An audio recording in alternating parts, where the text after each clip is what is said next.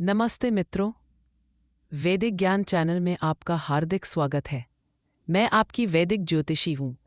इस सप्ताह की यात्रा में मैं आपको 12 राशियों की गहराइयों से परिचित कराने जा रही हूँ। सबसे पहले हम काग राशि के देवता, प्रतीक और मूल स्वभाव की रूपरेखा समझेंगे। फिर 2025 में शनि, राहु और गुरु के गोचर से धन, प्रेम संबंध, स्वास्थ्य और करियर पर पड़ने वाले प्रभावों की चर्चा करेंगे। तीसरे खंड में मैं आपको शुभ रत्न, मंत्र और व्यावहारिक उपाय बताऊंगी ताकि आप आने वाला वर्ष अधिक संतुलित ढंग से बिता सके। तो आइए वैदिक की राह पर मेरे साथ कदम बढ़ाएं। आइए आरंभ करें। अब हम इस सप्ताह 27 अप्रैल 2025 से 3 मई 2025 के वैदिक खगोल पृष्ठभूमि को देखते हैं।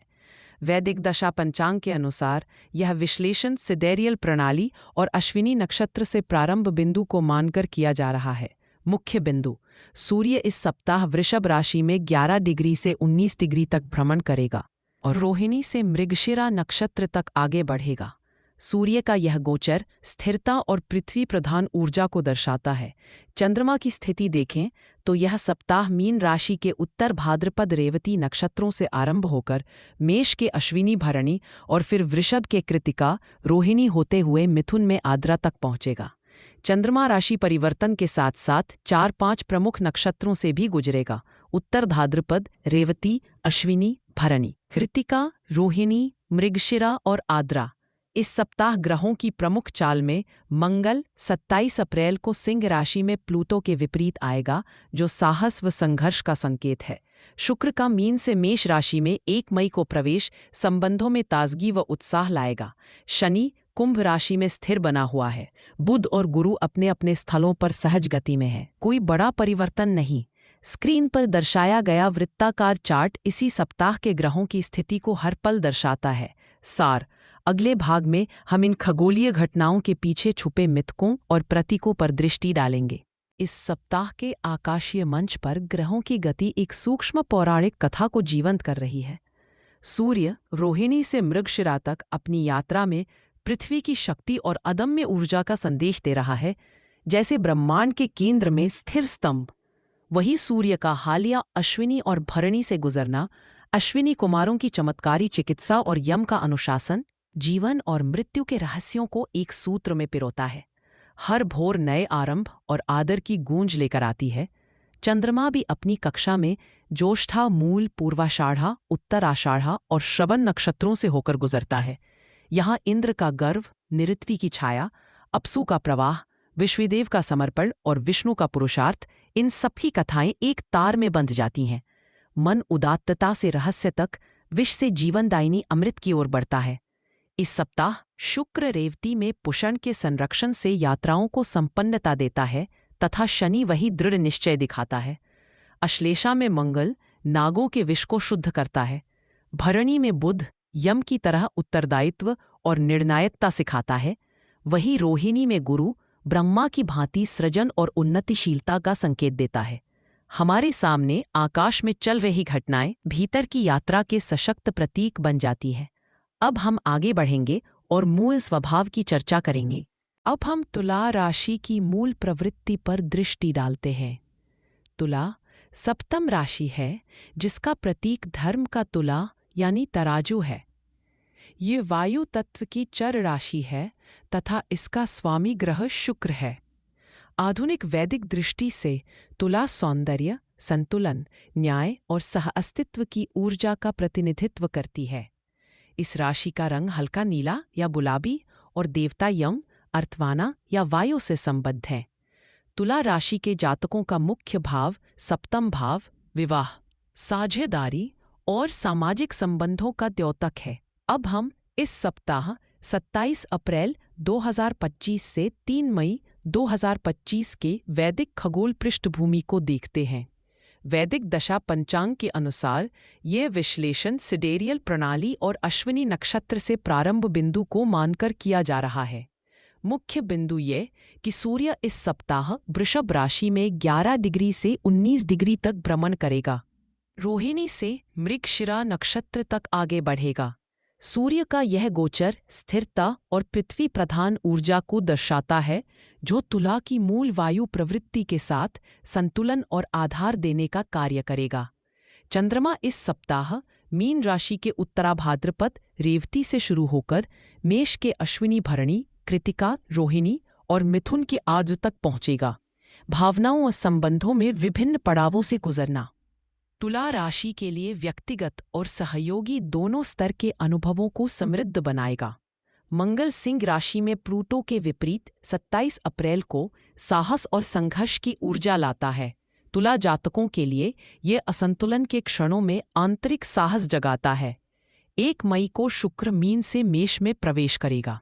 ये तुला राशियों के लिए संबंधों में नवीनता, ताजगी और रचनात्मकता व उत्साह का संचार करेगा, क्योंकि शुक्र इनका स्वामी है।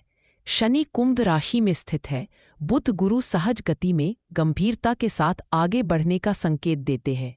स्क्रीन पर दर्शाया गया वृत्ताकार चार्ट इन्हीं प्रमुख ग्रह स्थितियों को निरंतर चित्रित करता है, जो तुला जातकों को सप्ताह भर की ऊर्जाओं का आभास कराता है। सार रूप में अगले भाग में हम इन खगोलीय घटनाओं के पीछे छुपे मिथकों और प्रतीकों पर दृष्टि डालेंगे, विशेषकर तुला के संतुलन और न्याय के मिथक, जैसे यमराज का तराजू या महाभारत के द्रौपदी विवाह के प्रतीक, जहां संतुलन और भिन्न संबंधों का समन्वय महत्वपूर्ण रहा।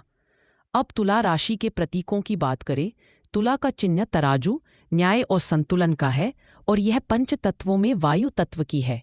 इसका स्वामी शुक्र काम, सौंदर्य और सौहार्द का देवता है।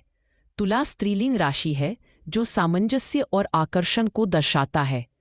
चर गतिशील प्रवृत्ति के कारण यह हमेशा परिवर्तन वगैरह की ओर अग्रसर रहती है। जैसे सूर्य इस सप्ताह पृथ्वी प्रधान वृषभ में है और चंद्रमा विविध नक्षत्रों में यात्रा कर रहा है, तुला जातकों को जरूरी दृढ़ता और मानसिक समन्वय मिलेगा, ताकि वे अपने संबंधों और आसपास के वातावरण में साम्य और संतुलन ला सके।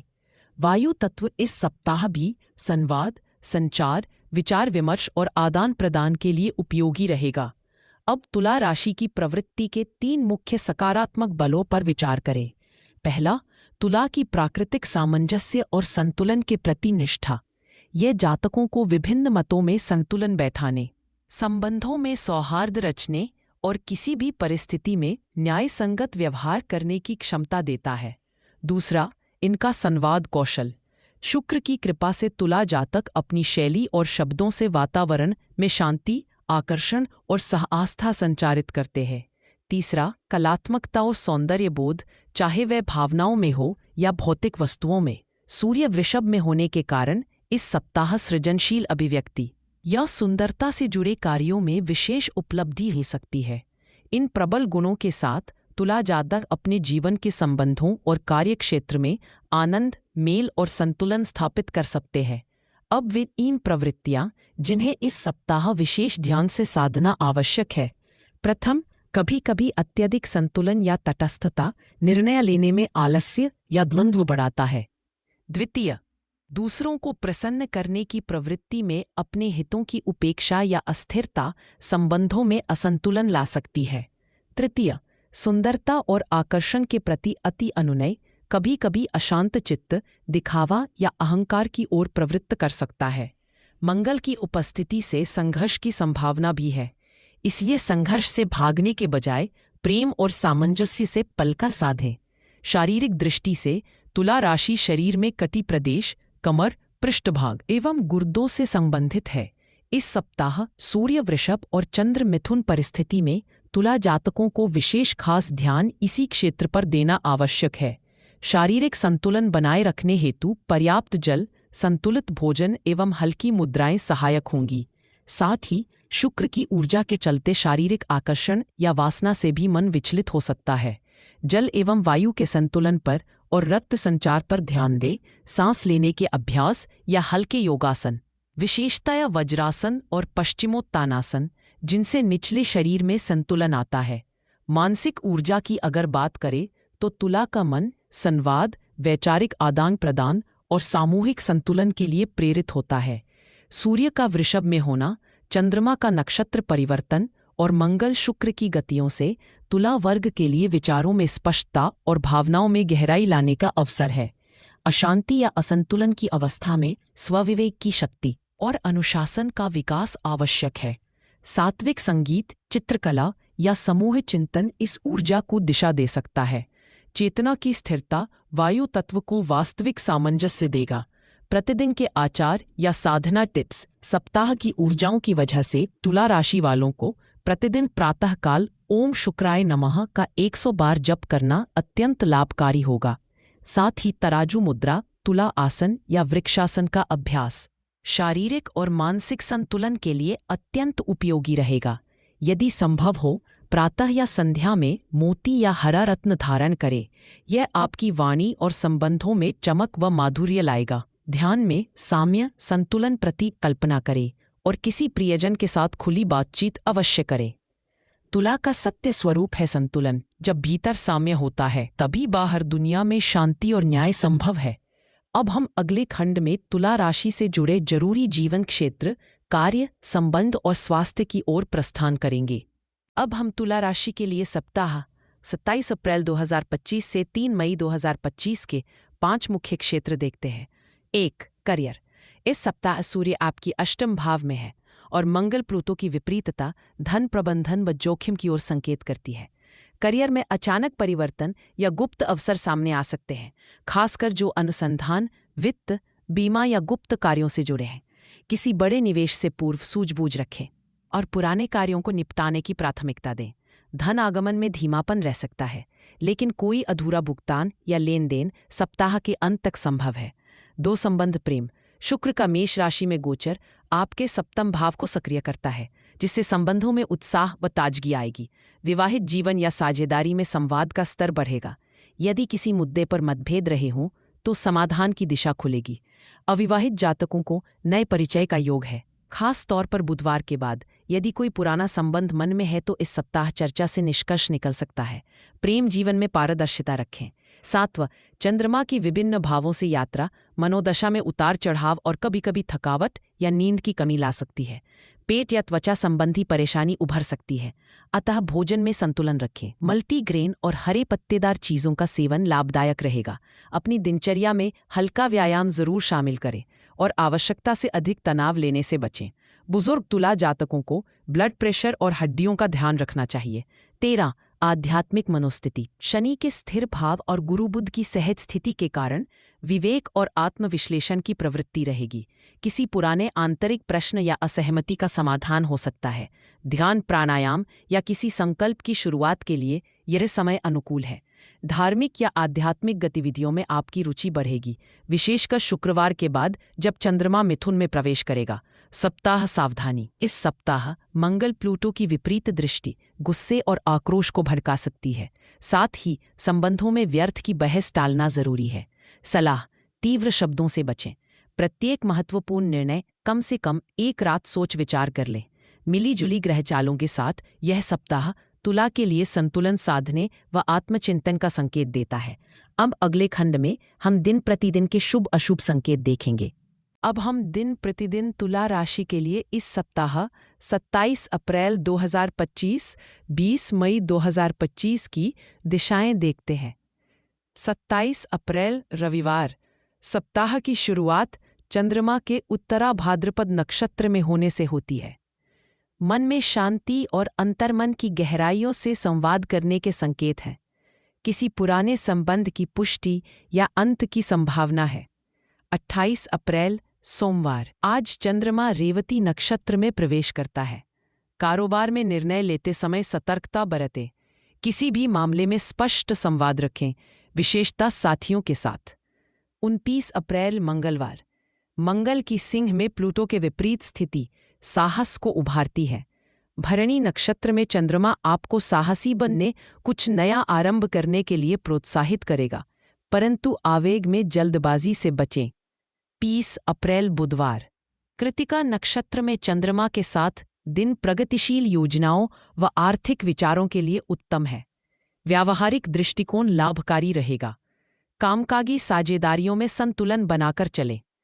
1 मई गुरुवार। आज शुक्र का मेष में प्रवेश है। संबंधों में नवीनता, उत्साह और आकर्षण आएगा।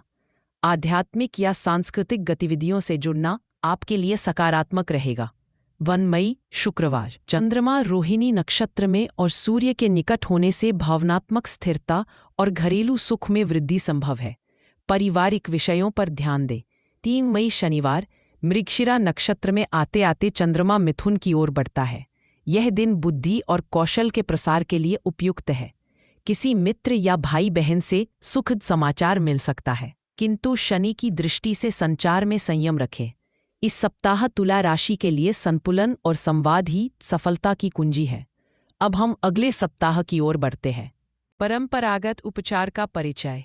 इस सप्ताह तुला राशि के जातकों हेतु संतुलन और सामंजस्य बनाए रखने के लिए वैदिक परंपरा के विशेष उपाय अत्यंत प्रभावकारी रहेंगे। रत्न उपचार। इस अवधि में हीरा, वज्र रत्न, चांदी की अंगूठी में शुक्रवार के दिन प्रातः 7 से 9 बजे के बीच अपनी शुद्ध अनामिका अंगुली में धारण करें।